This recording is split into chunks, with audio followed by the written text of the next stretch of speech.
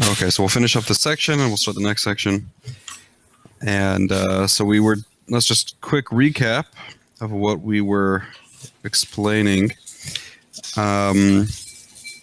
Just this last section is that certain things you have to experience directly. You can't explain if you haven't to somebody that has an experience, like explaining color to somebody that never saw or something like that.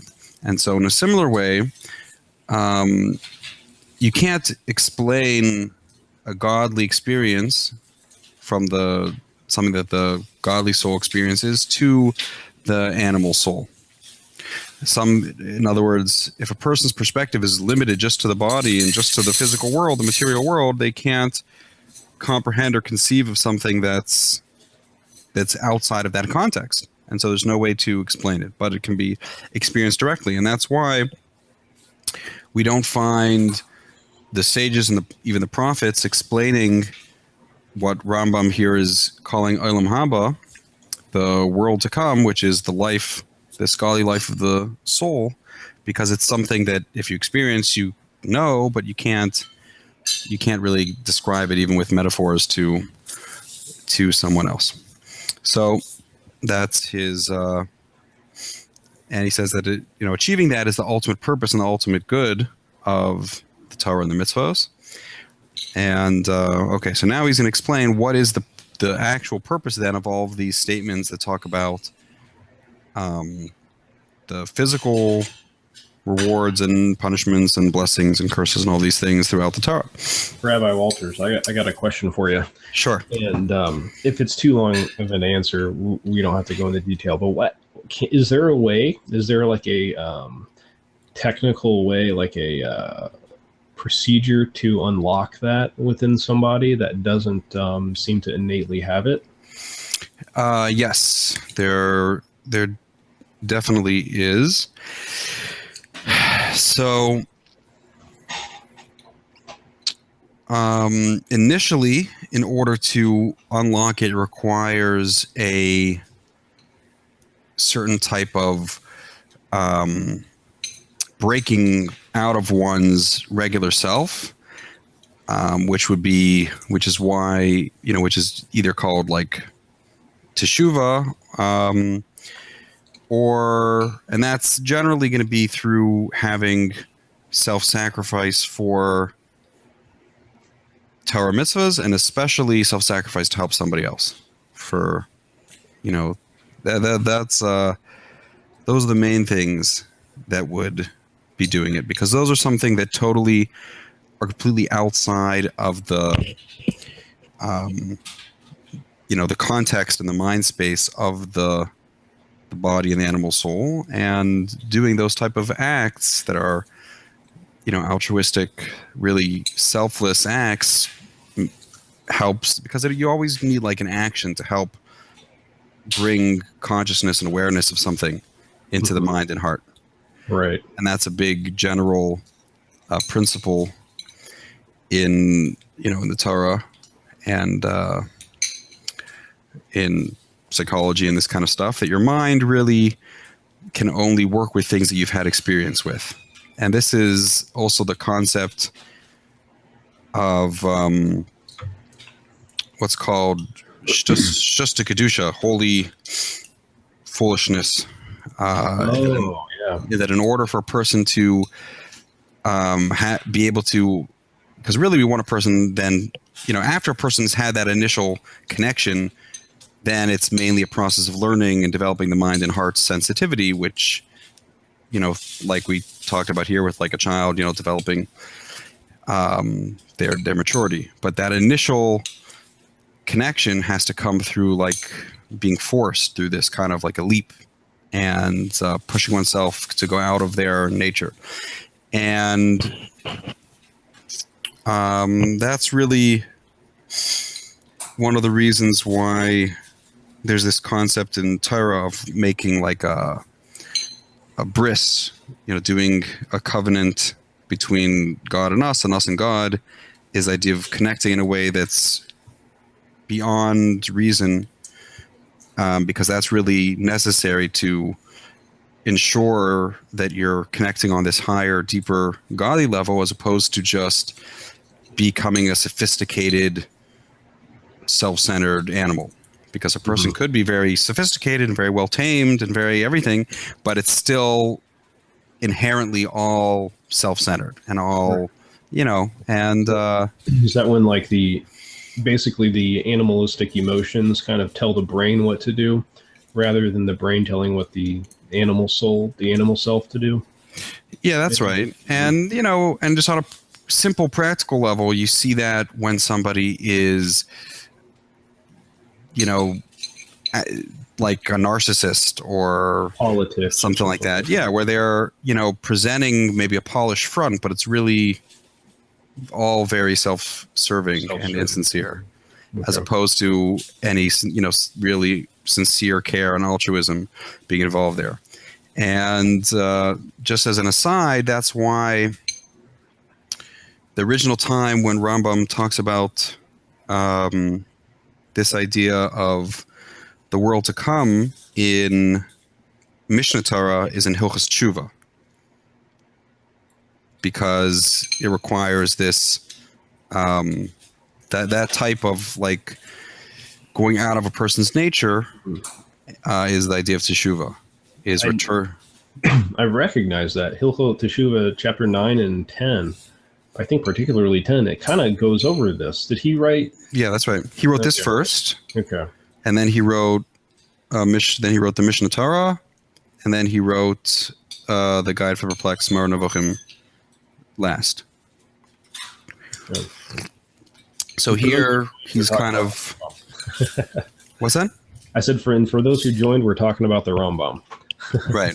And, so that's why I thought, here I think he's giving a more of a general introduction to the whole perspective and philosophy, which then he's going to explain and codify in the context of Torah law there in Mishnah Torah. And so that's why before getting into that, I think it really is helpful to start and learning what he's talking about over here. And it gives real context to it. But there, that's the first place where he says that the Chassidim Umas Ha'olam have a Chelek Haba is there. And it's also another point which, just since you brought up, I want to mention, I'll mention now, I was going to mention it after we finished, is that it's very important when you're looking from what he's talking about here, and then you're going over to Mishnah Torah, to understand that when every law has to be understood in context of the book that it's in, of his 14 books in Mishnah Torah. And each of those sets the general context of that law. So all the laws in the first book, the book of Mada, of knowledge, are the fundamentals of Judaism, and those relate to the essential ability of man to relate to God. And so there, in Hilchos Tshuva, when he's talking about, as he's talking about here, the essential ability of a person to reveal that godly soul and connect to God. Oh, wow. So the books that the Rambam wrote in the Mishnah Torah is a gate to the next book. Is that?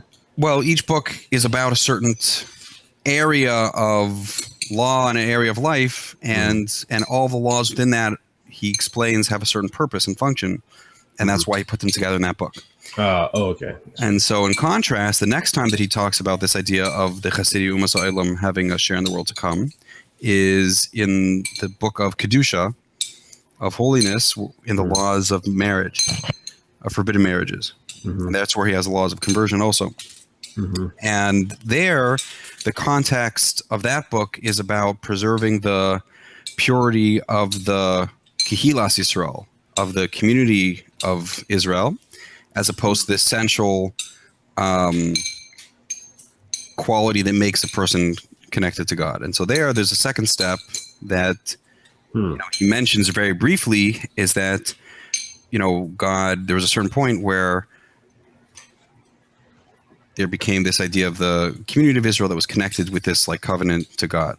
And so there he's talking about what are the requirements for two things: to ensure, of letting somebody into that community, to ensure that it's not going to be a bad influence on the community.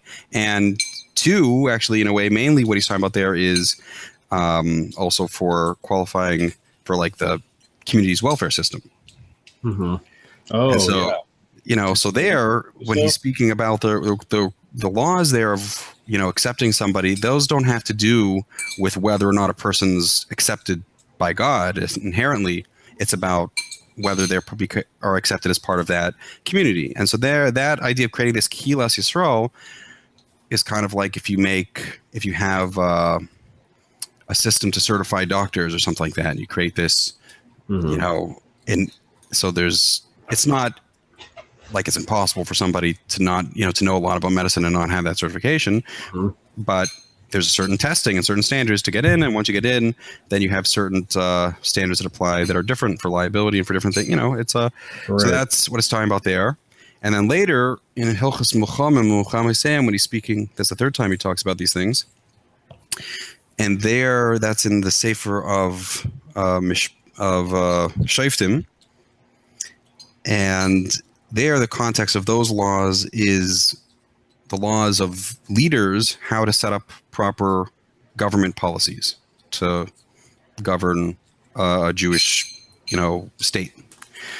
And so there, the laws are all in context of, what, if they are specifically a Jewish king, what type of policies he's supposed to enact when dealing with hostile, idolatrous nations.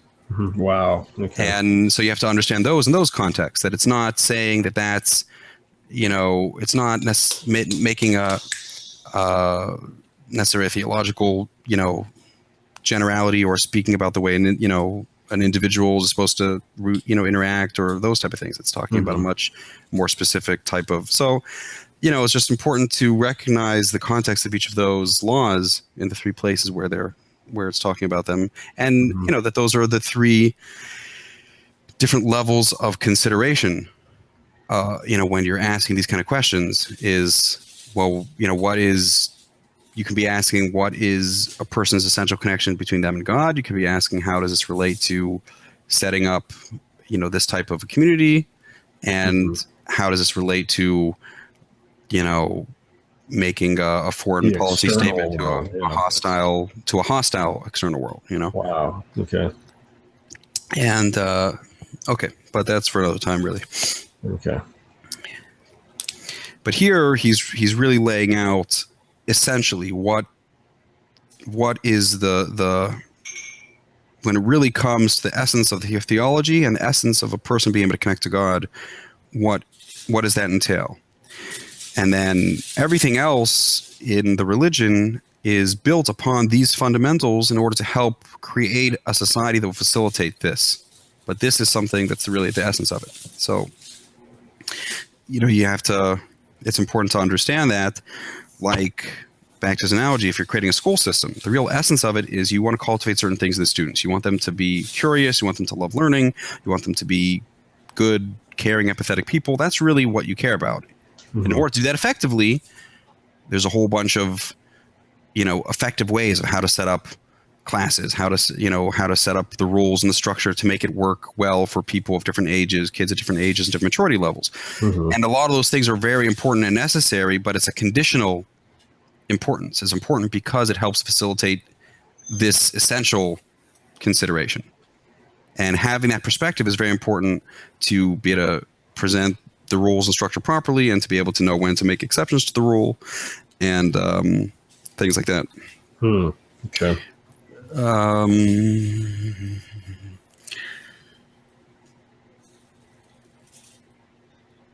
Okay. Mark Jackson has a question. Why is it forbidden for a Jew to marry a non-Jew, even though the person observes Torah and is a Noachide Ger? So we kind of went over that earlier. This Macablin, forbidden marriage is basically the community is going to have to Macablin accept you, and the only type of ger that's accepted today by the community is that Macablin Ger Tzedek, which is it's a good question mark, but it's a little off. It's a little off topic, but I think we'll get to it. Yeah. So there's a lot of these kind of questions that I think will be much easier to answer once we understand this first, and then understand how these other layers of the law are overlaid on top of what he's explaining here. Okay. So let's proceed. Amnam. Hayudim. Well, just one word about that, though, is, back to what you were asking about, what does it take to reveal this godly soul? And that's really, I think the essence of what it comes down to is that until a person has done something that demonstrates they're making a covenant, they're making a connection that is anchoring them to this super rational, godly level of commitment, then we're afraid that it's not necessarily going to stick. The person, if they feel inspired one day, it will be like that, and then it might go away. And this is similar if you look when Rambam explains the concept of marriage in general, how it was before the giving of the Torah and how it changed after. That before the giving of the Torah, marriage was just, if two people were mutually consensual, they would move in together and be married. And if either one of them felt like ending it, they would just leave, and that was it. Now, would that be called like a Pelegish relationship? After like a concubine status or something? Well, after the giving of the Torah, then something like that would be kind of like a Pelegish. Mm-hmm. But not exactly, because after the giving of the Torah, Hashem's, gave this concept of having to commit with like a covenant between the husband and the wife. And therefore there has to be this idea of, the making that what's called the kedushin, that initial, setting apart through the giving of the ring or giving something else, and that's saying that now I'm committed, dedicating myself only, to you in a way that's super rational, and then having the second stage of that of having the kasuba of all the accepting, all of the practical obligations of supporting each other and everything, and committing to this type of kind of standard agreement, marriage contract. Mm-hmm. And a Pelegesh still has to have the first level, but they don't have the kasuba. So you're saying there wouldn't be any interface, right? Except for some kind of verbal thing back then. Well, they would have to still give the ring and have that commitment, okay. But then they wouldn't. The main difference is that about the level of obligation of supporting the person, and also in the case of divorce, whether they would have to give. So it's a different thing entirely. Right. So it's a little, so it's a little. Yeah, but that idea that there has to be this something that you're taking action that's like this, initiating yourself and binding yourself to this type of commitment that helps ensure that you're connecting in this deeper way. And that's the idea of like a bris, of a covenant. Okay, interesting. Okay.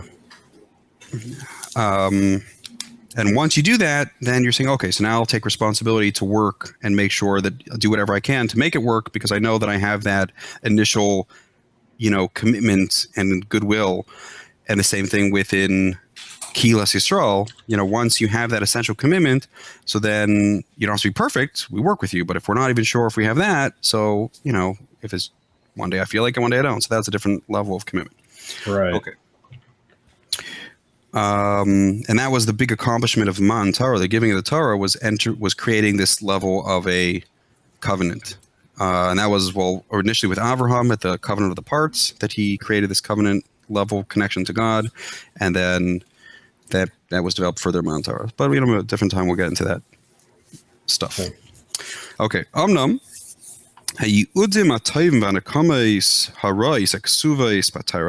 So now, what is the purpose of all of the blessings and the punishments that are discussed in the Torah? In Yanam Humasha Sapar Lach, this is their purpose. Huzeh. Hu Aimer Lach im Tasa HaMitzvah Sa'ela Asayeh Lecha Al Siyasan V'Hashlemus Behen V'Asar Lecha HaMeikim V'Hameinim Kulam.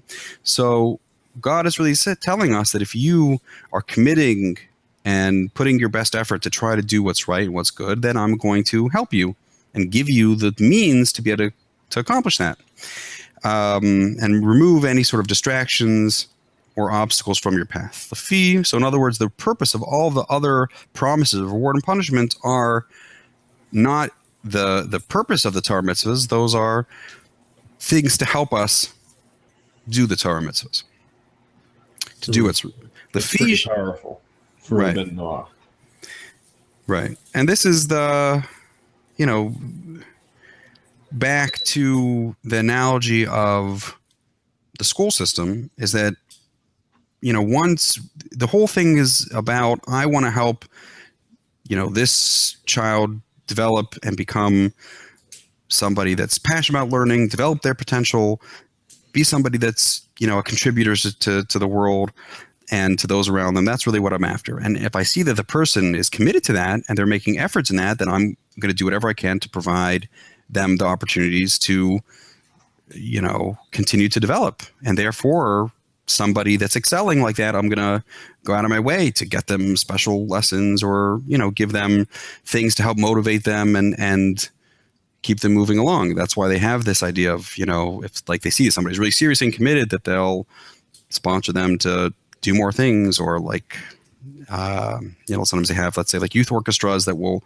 give the kids instruments if they do certain things, you know, because you want to help them be able to continue and develop. And so that's, you know, a similar thing is that God set up the world that when a person connects to this higher level of awareness and consciousness and realizes they're not just being self-centered and looking to take care of their selfish desires or self-centered desires. They're looking to do something that's for this, you know, greater good, to be a contributor in the world. So then they connect this, you know, this higher level of consciousness, then they get these, they unlock, you know, these blessings and these things, and they're both within themselves. It opens up a person's potential in a way, like we mentioned the other week, that having self-sacrifice for Torah mitzvahs and for helping other people refines a person's mind and heart 1,000-fold.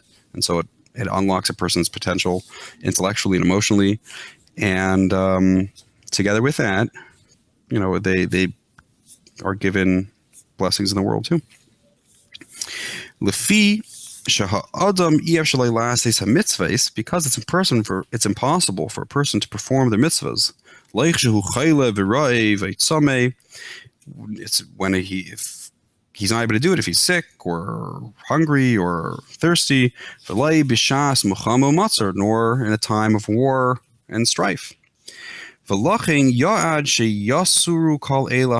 therefore God promises that he will remove all of these things from our way. And will be healthy and have peace. And so therefore we'll have now the opportunity to pursue godliness until we have a complete knowledge of God. And through that we'll merit this, to fully develop this life of the soul, which is called the world to come. Because like we're going to see, a person can, you know, just have a little initial connection to this godly experience, which is called a Chelek in Olam Haba, just a little piece of Olam Haba, and then a person could fully develop that and integrate that into their entire being, into their mind and heart, and then that's a much greater connection to the life of the soul. Hine, speaking of which, if you look in the account of creation in Chumash, in Bereshis, it mentions the word creation 3 times. Once to create, initially, Bereshis bara Elokim es hashamayim va'aretz, God created the heavens and the earth. That's the creation of all of the matter in the universe and all of the like laws of nature and everything like that. Those were all created then. The second time is the first time you have animal life, when God created the fish. So there it says that, again, the word creation. And the third time is when God created the godly soul of man, the unique, that there again, after creating the body, after it says, let us make man, because it uses the word to make. Before. To use the word make a few times throughout the story of creation, but that always implies taking something that's already there and stabilizing it into a certain form. And so that, you know, is the body, making the body, and the animal soul of man is just compared to making it. It's just like taking what's already there on the level of an animal life and making it into this, a new stable form. But then there's this additional creation of the godly soul, which was put on, and that's why it says, "Let us create man in our image." So that was before. That was before what? Oh, the Nefesh Elokis, like the godly soul. That was before he was made, like out of the. No, it says first that he formed the. It says, "Let us make man," and then there's the forming of the body, and then it says, "And God created him in His image," and so then that's the creation of the godly soul that was added to it, and so those are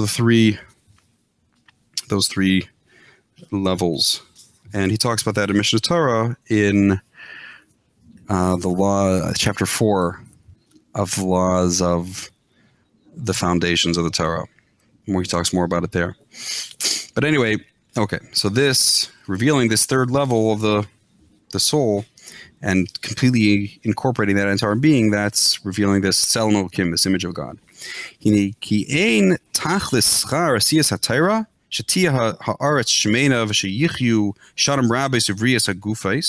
And so now we can understand his Rambam's original premise that he wanted to clarify is that the ultimate purpose of the Torah and the mitzvahs is not to have the crops be very fatty and to have good years with health, with physical health. LSU with prosperity and health. LSU nezarim ala siyas atayra be'ela dvarim kulam. But rather, the purpose of those is that they should serve as tools to help us do Torah mitzvahs. And this is basically the idea of that we need to first have a shift in order to appreciate godliness and the Torah. We have to first have a shift of our priority, and our goal in life and our priority in life has to be something that is higher than just the physical world.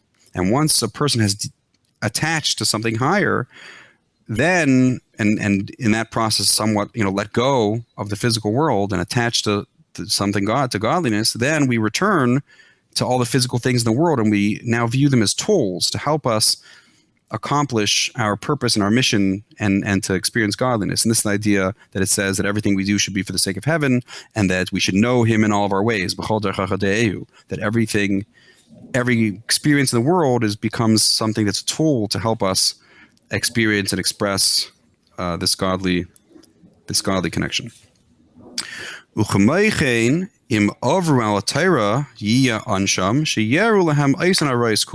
so similarly, if a person is transgressing the Torah, so then the idea of all the punishments and curses that it talks about is that, yes, a person loses privileges and loses these blessings, so that, and then they don't have the opportunities to do the mitzvah.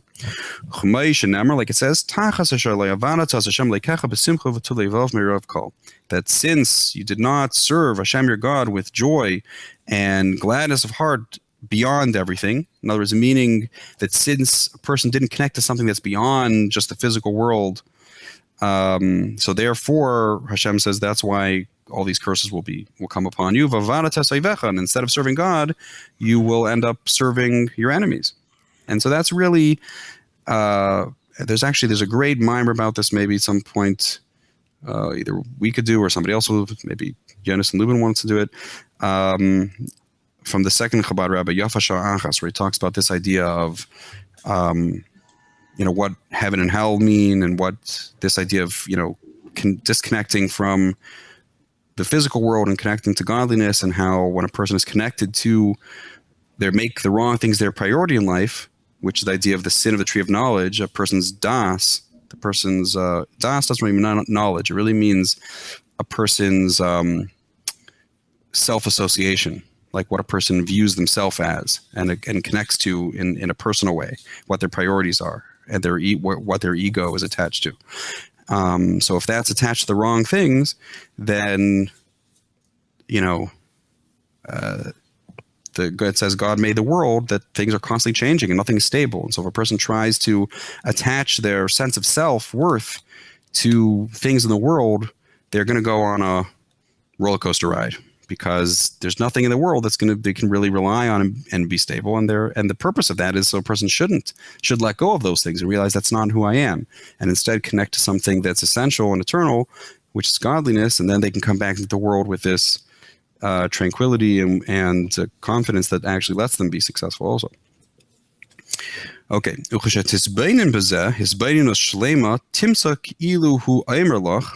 And so when a person will properly study this idea and understand this distinction of, that these blessings are not the purpose, they're just meant to be tools to help you accomplish the real purpose.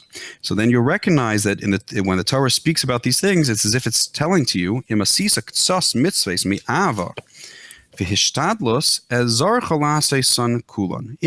see that you're applying yourself to do some of the mitzvahs, to fulfill some of the commandments, and you're doing it out of love, which we said before means intrinsically. You're doing it because you really want to do what's right. You really want to connect to godliness. You really want to be a contributor to help people in the world, and you're putting effort into that. So then God is promising I will help you to do the rest of them. And I'll remove from your path any obstacles and what's holding you back. And if you will abandon them, and with a sense of like disrespect and disregard, showing that a person that's not really their priority, and their priorities are in the right place, then then I'll bring distractions that will prevent you from doing them. And that itself, that's the nature. If a person connects to the right thing, then they are able to continue to develop and go closer to godliness. If a person connects their priorities to physical things, then they become pulled more and more away from this godly connection to the point where they won't have any connection to it. And that's the nature of man's free choice, really, is what they're going to connect to. And once a person connects the right thing, it says that, a person comes to purify themselves, they get helped. And a person that comes to do the wrong things, then they get led on that path too. And this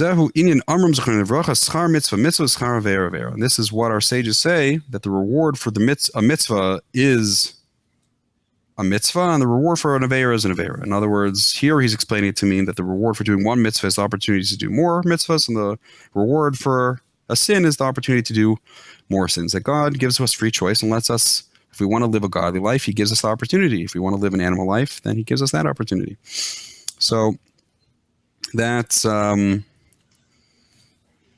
just this general, he gave us these general introductions and explained the right perspective about understanding the purpose of Torah mitzvahs and how to understand all of these blessings and curses and everything like that.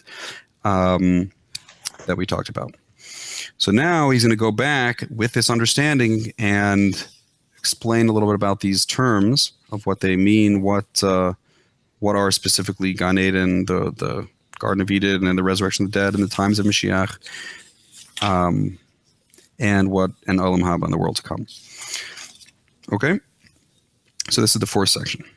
V'ulam Gan Eden hu makim dashin b'shamein mivchar haaretz. The Garden of Eden is a place that is with lush vegetation and good, it's the best place on earth. Yesh bei naharim rabim v'ilanas eisim peres, with rivers and fruit trees. Yigala eisa Hashem yisbarach livnei adam la'asalavi. And so this will be revealed to man in the time to come. And I'm not,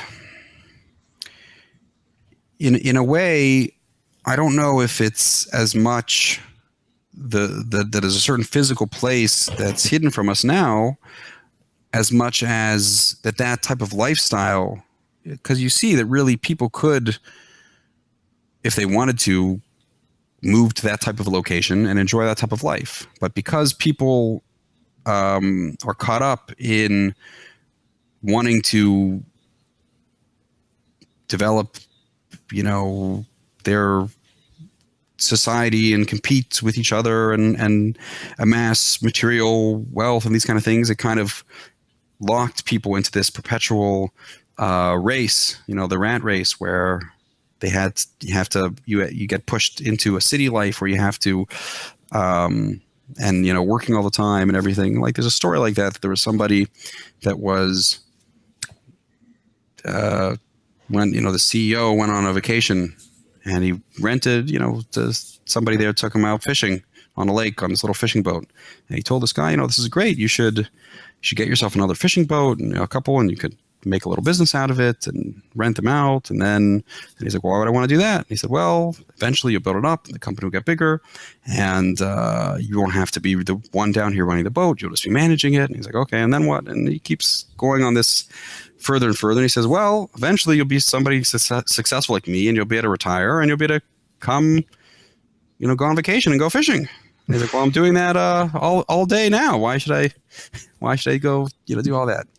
But really, and that was the idea, that really before the sin of the tree of knowledge and all the subsequent sins afterwards that led to, that pushed man out of that type of life, really we could give up a lot of the rat race and just, sit around and enjoy the life that we have. But once people had that, their das became connected to the wrong thing. So then that forced people to get into agriculture, so they could, have more, they could have a surplus, and they could use that, and that, push people into having cities and, being able to have a strong army, so they could, having all this competition, and it just began this race, which, has certain things that are good to it, but it has a lot of aspects of it that, we get caught up, get swept up in it. That's what? I was going to say it starts to consume you. It becomes consuming, and then it becomes to the point where people don't get a chance to even step out of the haze and stop and think about, why am I here? What do I really want to do? What's really important? And stuff like that. So, and it's in a way, if somebody's priorities are completely off, it's a good thing for them to be busy like that, because it keeps them out of trouble. Which is, the idea of why you wouldn't want an idolater to worship, to keep Shabbos, because you want to keep them busy, so they don't, somebody that's you're afraid is going to descend into debauchery and things like that. You say, better, keep them busy. On the other hand, once a person is connected to godliness, then you say, well, you have to find ways to carve out time to, really focus on what's important in life, and not just be caught up in the rat race. So that's what you were referring to earlier. You see your body like as a tool or a machine that you got to keep like oiled and prepped and everything, but that's not your focus. You use it as a tool, not as your actual motivation. Right. Exactly. And the same thing with everything that we have in the material world. Once a person has that perspective, and the same thing, in general with the Torah mitzvahs, a person should see them as the tools to help them accomplish this godly life, as opposed to their own thing. But if a person doesn't have the refinement to appreciate something that's intrinsic, and they view everything in tangible terms, so then you just have to present the rules and the system as if that's the whole thing. Okay. So that's the idea of the Garden of Eden. V'yera, and this is what it says in different other places, that this is the idea that really the Garden of Eden, aside from being a physical place on earth, was mainly a spiritual state, mainly being able to relate to the world in this higher godly way. And once people lost that, once they lost that innocence and that sincerity, and they connected to things in a negative way, and they made those things their priority, then they automatically lost it physically too.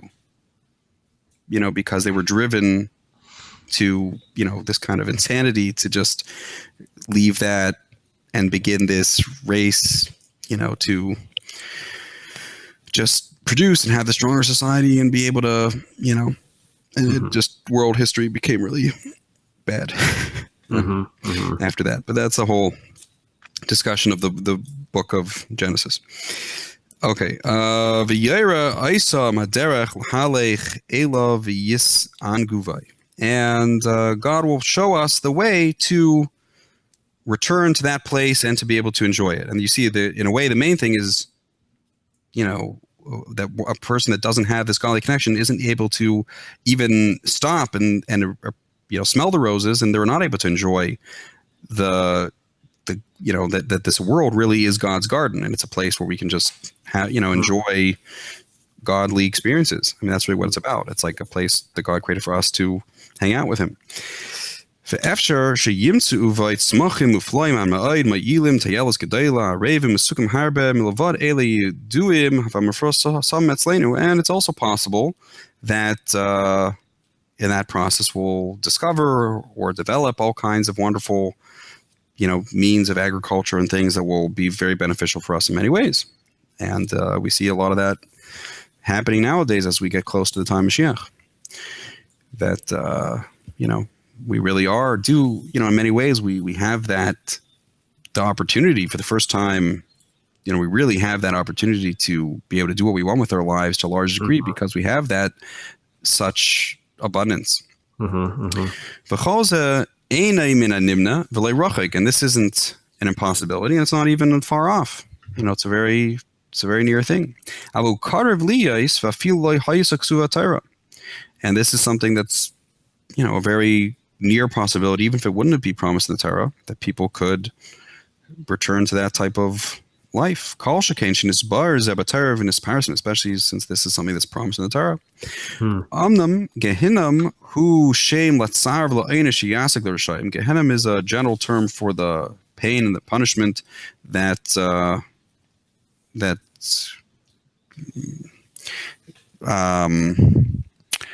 the word shiyasig l'rishayim is an interesting term. It means like they catches up with. That's really what it means. Wicked. That like their corruption and their perversion and the way they relate to things, themselves and the world and other people, initially, being corrupted and being abusive and being that kind of stuff can have temporary benefits. But eventually the corruption eats things from the inside out, and it eventually catches up to a person, and it brings all kinds of problems. Yeah, it doesn't. You translated it better than this English translation, which doesn't seem to translate things as well as you're translating. Right. Well, there's a lot of nuances that it's easy to lose in translation. So, and just for everybody to know, this English translation that we're reading from, sometimes when we switch pages, it seems like it's taking out a whole paragraph. So just be leery of that, guys. When we're at the very bottom of the page, if when I get to the new page and you guys don't see where it is that he's reading from, chances are this PDF might not actually be up to par. So, right. But just listen to him, and I'll put a little green check mark in the text where we are. Right. The loy feirash batalmud tayar zeha einesh ella yesh ayrim ki hashemesh tikrav lahem sisrafim, and it doesn't explain. The Talmud doesn't describe what this, punishment is. But there's some people will say that it's in the times of Mashiach that the sun will, be taken out of its sheath, and it will, says that the righteous will enjoy it and the wicked will be burned from it. That a day is coming that will be burning like fire. And others say that it will be some sort of like illness or something that consumes a person from the inside. That your spirit is a consuming fire. And so again, the main idea of that is that the sun represents this higher godly truth that's shining, the essential godliness in everything that is just there by the fact that it was created by God. That's represented by the sun. And so if a person connects to that and relates to that, so then they connect to that essentially, and then they're able to relate to the world in a way that both as far as the outside world and as far as their body is in line with that, and then they are blessed. And a person that doesn't either stubbornly ends up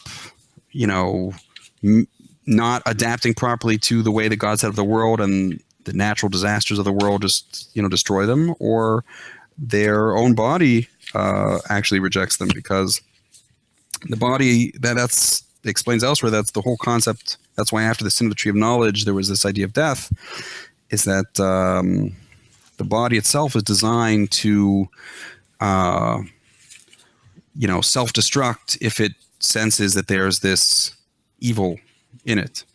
And that's why, like, even on a cellular level, the cells are designed to self-destruct at a certain point to prevent cancers from growing and these type of thing. And but that's a general, that comes in general from this together with this spiritual idea also of preventing an individual from being harmful to the good of the whole. So on the other hand, when we'll have that perfection of our soul, so we'll be able to also unlock that potential for to relate to the world and our body in a way that will be proper, which leads us to the next thing, this idea of the resurrection of the dead. The resurrection of the dead is one of the fundamental principles of the Torah of Moshe, our teacher of blessed memory. And there is no religion and a person nor a connection to the Jewish religion without believing in this idea. So we're going to see why that's so more when we learn the 13 principles in the following section. But the basic idea is that a person has a proper understanding of God's unity, which is the real essence of Judaism. They recognize that that God and this godly soul is something that transcends the physical world and is eternal and is essential. And they recognize that everything that's we see in the physical world is something that's being created from nothing, and its existence is conditional. So the fact that it's going to be in a certain state and not another state is just because when the right conditions come together, then it creates it in this state. And when other conditions prevail, then that state goes away. And so therefore, once the godly soul is essentially is consistent and is essentially a creator, really, and it's able to it's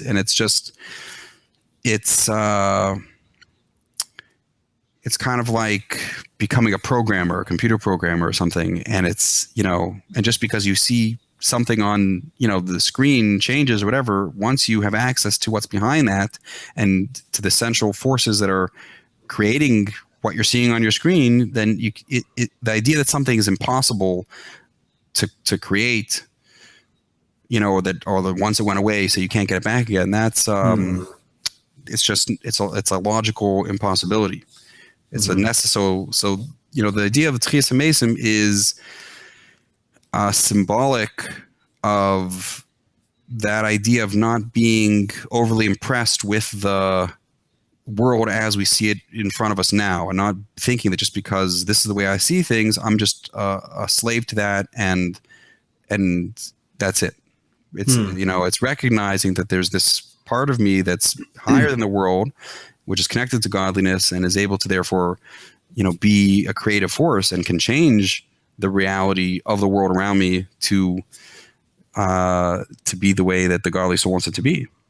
And so not having that sense of being able to create possibilities and create the reality, as opposed to just being a slave to the nature of the world and the forces and whatever. That is really the central shift in mindset that comes along with connecting to the godly soul and understanding the 13 principles of the Jewish faith. So that's why that's a fundamental thing. Avo hu latzadikim. But again, both this spiritual reality and the physical reality that's going to follow from that is only possible once a person, their priorities are connected to this godly level of reality.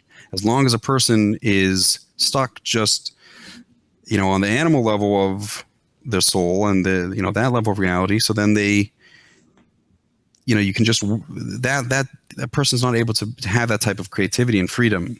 They're just bound to acting within the world as it's in front of them. V'chein hu l'shayin b'reishis Rabbah, and this is what it says in the Medrash Bereishis Rabbah. Gvuras geshalom tzadikim v'l'rashayim, that the rain, that is something that's given to everyone. So in other words, the physical blessings that come down.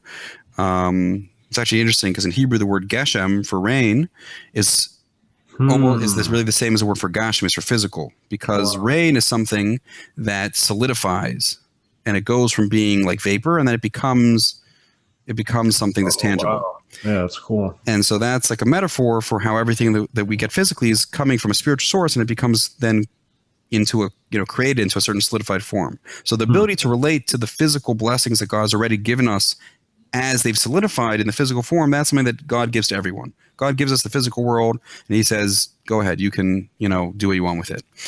But spiritual things, and like the word in Hebrew for spiritual things is ruchnius, which means like ruach means wind, because wind is something that you feel when it moves, but you can't sense it directly. You just see its effect. And so the resurrection of the dead, that is something that's tzadikim bolvad. That's only for the tzadikim, because in order to be able to, create life and bring life back, that requires you connect to something beyond just the physical, and you get what's essentially behind it. And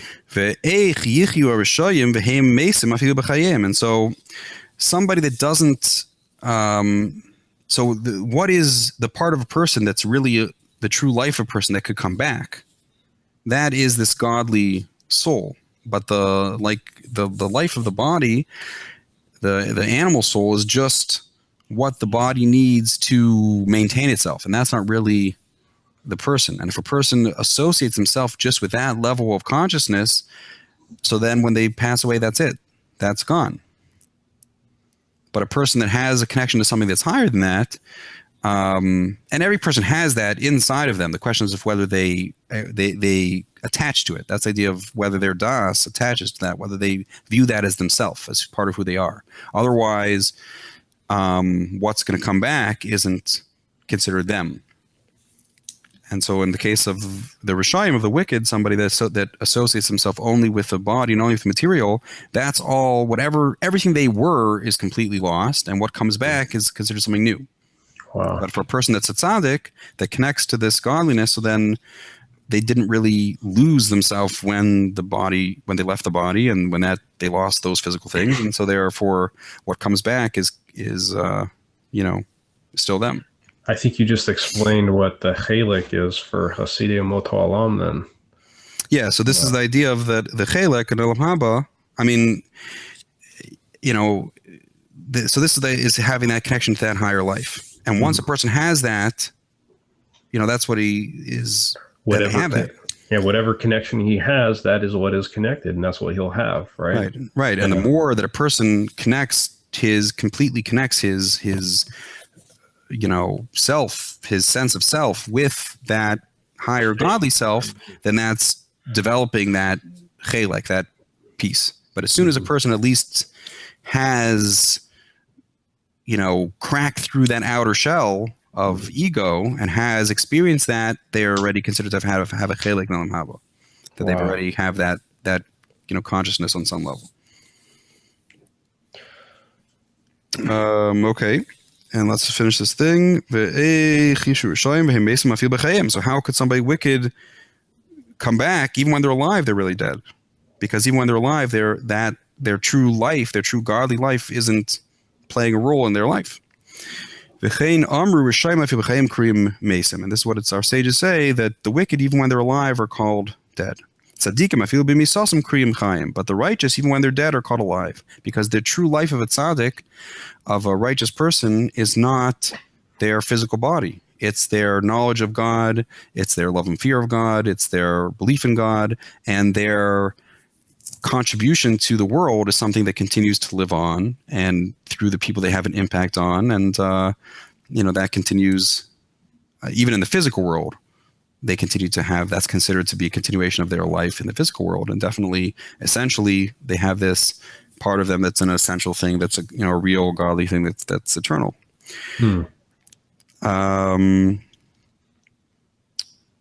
V'da ki adam yesh loi lomus behechrech v'yispardu v'yoshev l'ma shechur kamimenu. And he says that the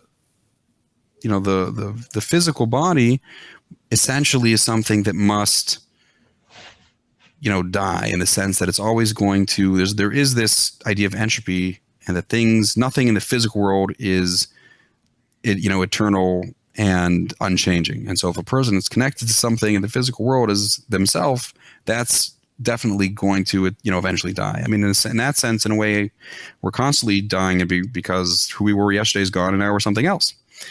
So, if a person who doesn't connect to that higher type of being, they're not able to, make that transition. Although it does say, so generally it says that even the righteous, before the resurrection of the dead, they're going to have to, for a moment, die and then be resurrected. Although it does say that it's possible to bring this level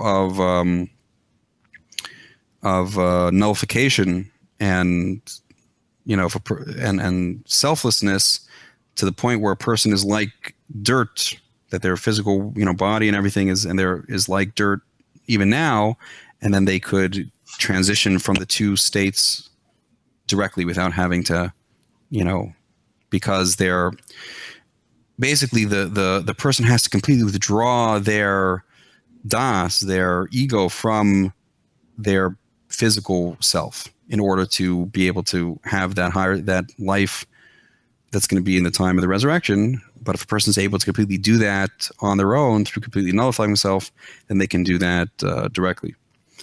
And so the Rebbe spoke about that idea that actually, we will have that type of direct transition into that life.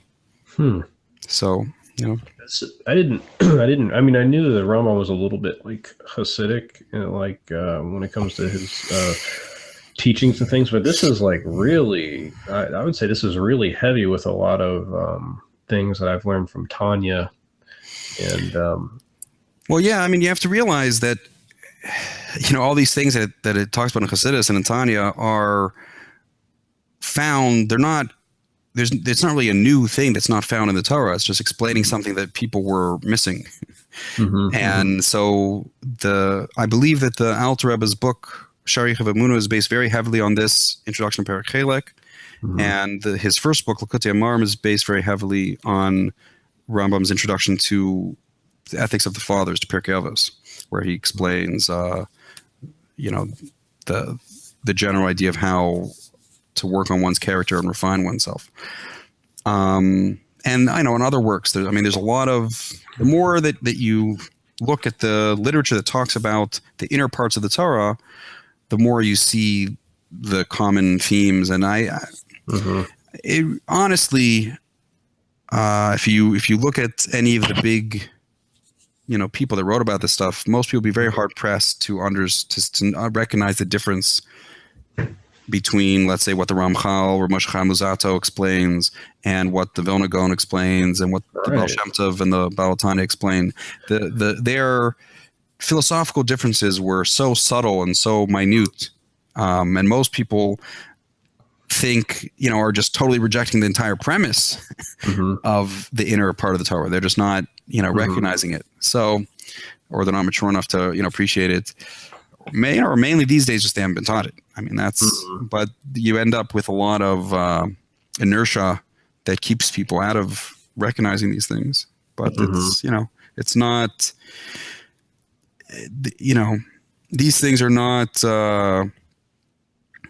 as original in certain ways as people a lot of times like to think they are. I mean, usually, you can always trace it back and see where it's coming from in the Talmud and in, the Tanakh and all these things. I mean, that's where it's all coming from. And really, what it really boils down to is, like we're going to see, once a person understands the perspective of the 13 principles of the faith, you could just read them and say you believe in them. But if a person really understands them and internalizes that perspective, it just unlocks what's really going on everywhere in the Torah. And it just makes everything much more clear. And then you start seeing this is what they're saying. You see this perspective. Yeah. And the purpose of Hasidus was really to,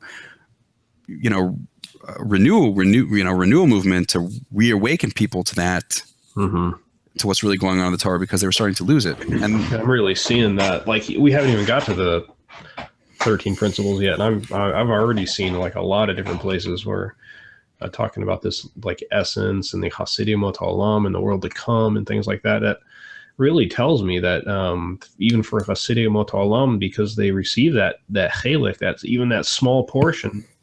It tells me that small portion is that part of that's like a godly soul, right? When it seems right, it like. is. Yes, that's right. It is. And in his terminology, that's what he calls it. That's what Rambam calls it, and that's why because that's how this initially started. Somebody's asking me what is the deal with the godly soul and how it relates to Chassidut Olam, and to just try to jump into Tanya and answer the question is, I think you have to have these fundamentals in place first before you can understand what he's talking about, because he's coming. I mean, in a way, he's writing a book just for everybody, even for simple people. But still, at the end of the day, especially in those days, his main audience, he was, writing for people that were, and teaching people that were very, very scholarly. That people that already knew this stuff. Talmud, they already knew Rambam, they already knew Kabbalah, and and he's speaking to that perspective. And so when he uses the term Yisrael, like we're going to see, he's going to define it here. It's coming with all of this understanding beforehand. And I think I'm starting to get.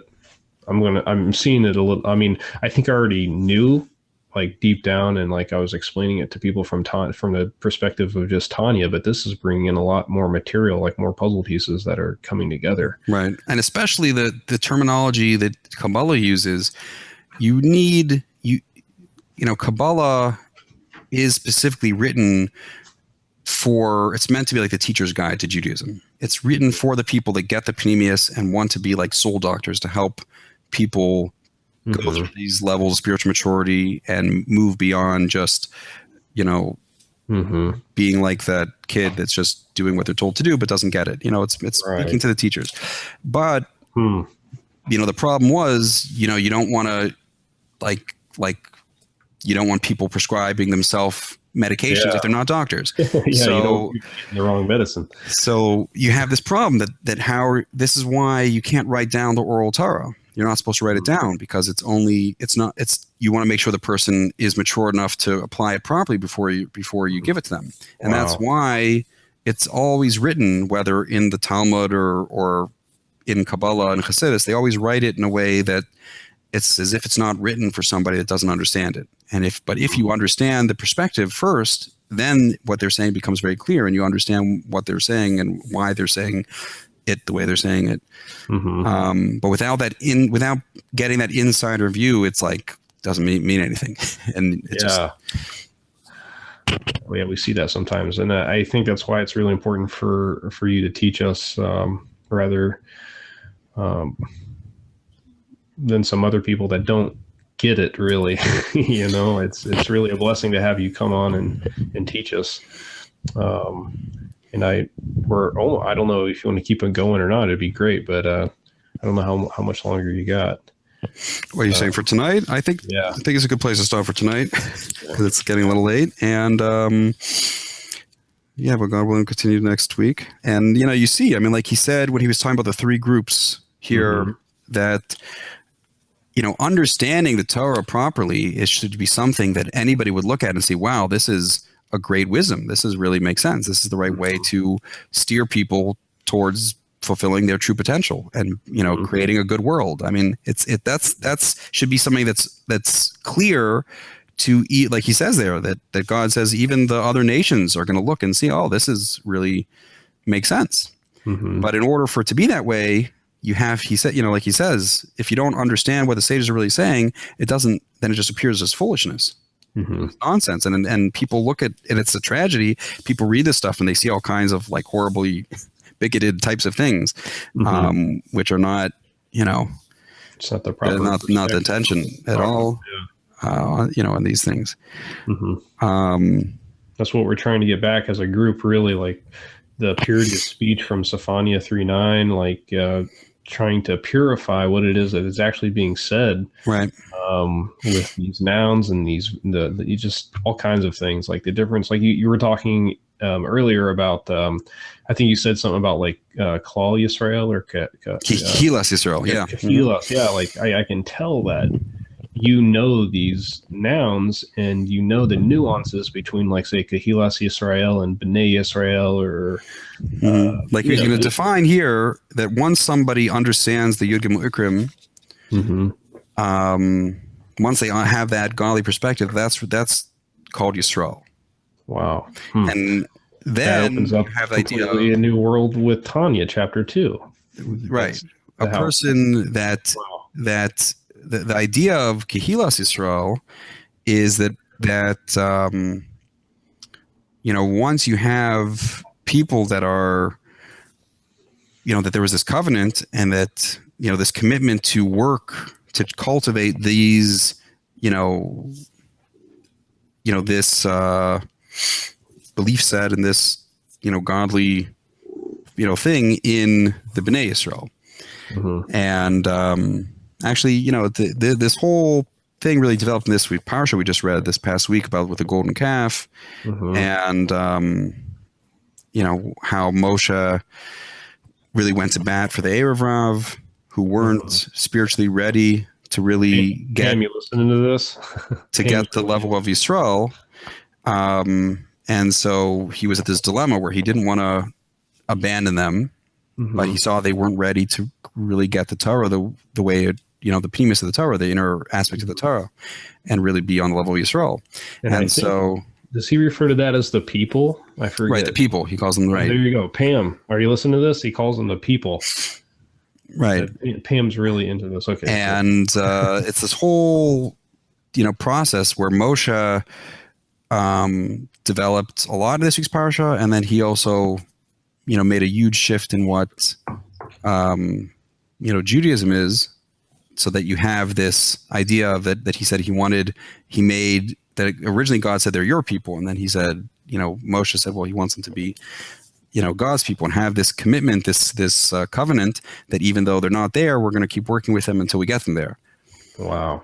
And so that's where, but in doing that, Moshe revealed this realization that there's, this intrinsic value to people that's beyond, even if they're not, that's beyond religion and beyond truth. And then once he realized that was the idea of the 13 attributes of mercy, and recognizing that God, tolerates sin even for the wicked, because there's something that's, it's beyond something that we want to help people unlock this potential. It's not about just saying, oh, if they're not there, then forget about them. And so that's, once Moshe got that, then it says he was able to speak to God face to face. That he saw eye to eye with God. He really understood what was the intention. But then in order to do that, he, had this dual level of the religion. And that's the idea that he would put on the mask when he would go and speak to the people, and when he would speak to the Israel, he would take it off. Oh, wow. And so the premise of the Torah is like the, godly thing without the mask, and then just, explaining the, like he said before about saying, oh, do it so you'll get your crops blessed, and, those kind of things, and it kind of making like a pagan version of Judaism, it's like car. It's just about the reward or something. Right. So that was the mask that he would put on in order to, train people and bring them up to the point where they'd be ready. And so, originally that was that God said, oh, if you're not worthy, then I'm just going to send my malach instead of me going with you, instead of the Shekhinah going. And that's the idea of just having the malach matatron is the just the religion of Judaism. Yeah, that's the Ramchal talks about that when it comes to Goyim. He says that the Goyim, or the nations of the world, have their own malach, but Israel goes directly to Hashem. And that's interesting. Wow. And so then Moshe said, no, I don't want the Malach. I want the Shekhinah. I want to promise the Shekhinah will always be there. And so that's where, that this idea was that Hashem said, okay, we'll always have certain leaders and certain people that have that Pnimius and the connection to the Shekhinah, and they can help shepherd the people. And the people that aren't ready to have that will, have this Malach, Matat. And, the two are working together. And that's, and this is the idea of being able to understand how those two relate properly is the idea, like it says that with Elisha ben Avuya, when he went into the orchard and he saw the angel Metatron was able to write the merits of the people, and he became a heretic because he didn't appreciate, the value of that. He didn't have that perspective that, that it's really about helping people, and that, for a person that's not able to understand, like, let's say you have a little kid, and, even though they're consciously doing something, let's say for the sticker or for the cookie or for whatever it is, but it still does bring out that godly experience in them. And there still is the part of them that is truly sincere and truly, good in that. It's just that they can't rationalize it for themselves. And so being able to appreciate that's the idea that Matat was writing, the angel was writing the merits of the Jewish people. And he said, well, how could they be getting merits just for doing these, rituals if that's not really what it's about? And he didn't appreciate how that even though externally they're doing that, but that's expressing a real sincerity and a real connection to do what's right, that is being developed. And that's the idea of that Chelek that starts coming out, in a person that just has, even though they just receive it as a tradition, that already gives them that Chelek, and that is something that you can develop. That's amazing. So, well, thank you for being one of those rabbis like Moshe that is willing to talk to the people. And, Moshe had tremendous self-sacrifice because he moved his tent out of the camp of Israel, and he said, I'm not coming back in until we work out a way to, to help these people. Yeah, that's amazing. That really is amazing. We just as a group here, we have a few rabbis that we can interact with. Is that me or you? A few rabbis that we can interact with that just help us mature and like help teach us these things instead of pushing us away. And in a way, it feels like you guys are spiritually fighting for us. So we really appreciate that. And yeah, we got a bunch of people talking in the chat room now, just telling you thank you. Sure. You answered a lot of questions for people. Yeah, well, it's my pleasure. You're welcome. And, I think getting the fundamentals clear will help make everything much, much more clear and put everything in place as far as all the theological questions and even the halachic questions are much more clear when you see the fundamentals, and otherwise it's very easy to get confused of what's going on. That touches on the base of the golden calf. Right. We want to make sure that we're doing things properly. Right. So we need people like you. Right. So yeah, we'll be kind of like lost. Basically, we have all these books, but we don't know where to start in the books and things like that. So really appreciate it, Rabbi Walters. Yeah, and I think I mentioned before, if I didn't, like the Baal Shem Tov says that for Mashiach to come, the well springs have to, be brought outside. And the idea of that is that the outside world has to be a source for these godly things, not just receiving. It doesn't say the water has to go outside. It says the well, the spring itself has to go out. Oh, wow. And, the thing that makes the water. Wow. Right, the source of it. And so that's the idea is that the Jewish souls are compared to seeds that are like locked in this kind of spore, this shell, of and in order for it to come out, you have to have the right conditions of the soil and the water and everything to bring it out. And so, for really all this stuff that's been locked into, Judaism and been preserved in the Torah and in the souls of the Jewish people are, these seeds for this godliness to bring it out in the world. But in order for that to really start taking root, the world itself has to start, being a place that's looking for that godliness and is actually a source for advocating for that type of perspective, godly perspective, and then all this potential will be unlocked. But right now it's kind of,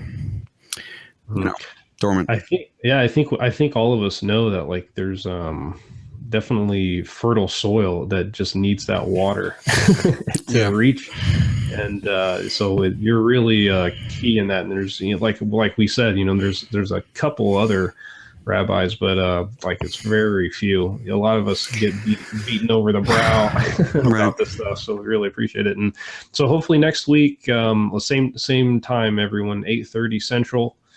And I'll get the last week's recording up, and then this week's recording. This week was really awesome. So make sure that you tell your friends about this recording when I distribute it. Right. Okay. Well, thank you so much. We're doing for all this stuff, and hopefully, we could find ways to put this stuff like you're doing, putting online, or maybe eventually set it up as some sort of online course, or I don't know, something that will help make it available to more people. I don't know. Definitely. We'll talk because this is really good stuff. Okay. Take care, everybody. Be well. Thank you very much, Rabbi Walters. Yeah. Good night, everyone. Thank you for coming. Be well.